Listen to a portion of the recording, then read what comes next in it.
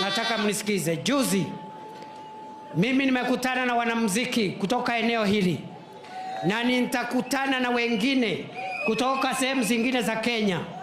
Ni kwa sababu kwa muda mrefu hao wanamuziki, kuna watu wamewadhulumu, wanatumia nyimbo zao, zingine ziko kwa skiza tune, zingine zinachezwa kwa magari na kwa bar, lakini yule mwimbaji ambaye ametoa hiyo kibao ni maskini ya mwisho, ana mbele wala nyuma, kwa sababu ile pesa ambayo inaokotwa na vilabu na magari na watu ya telcos haifikii mwimbaji, inakuliwa na makatel hapo katikati.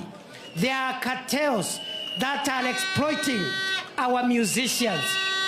We have talented musicians in Mount Kenya and other parts of Kenya, but they are poor because their talent is being used by brokers, cartels, and people in the middle. Na vile tumesema mtu ya kahawa apate pesa yake isikuliwe na broker, hata mwanamuziki lazima apate pesa yake, kwa sababu hiyo ni talanta yake. Munakubaliana na nyinyi jameni? Munakubaliana na nyinyi jamani? Mimi niendelee kutetea hao wanamuziki? Ni watetee wapate haki yao? Si wanatutumbuiza vizuri?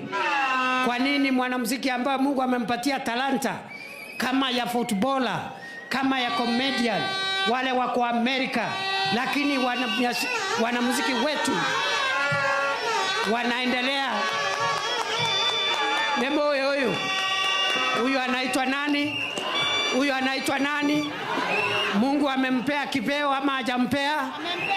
Si amempea? Yes. Mbona aumizwa na mabrokers? Mbona aumizwa na makampuni ya simu? Yeah. Mbona aumizwa na wale wanatumia skiza yao? Yeah. Lazima wapate haki yao, yes, kama wale watu wengine ambao wanataka jasho yao ili waelimishe watoto wao. Tuendelee kutetea hawa jamaa? Tuendelee tusiendelee?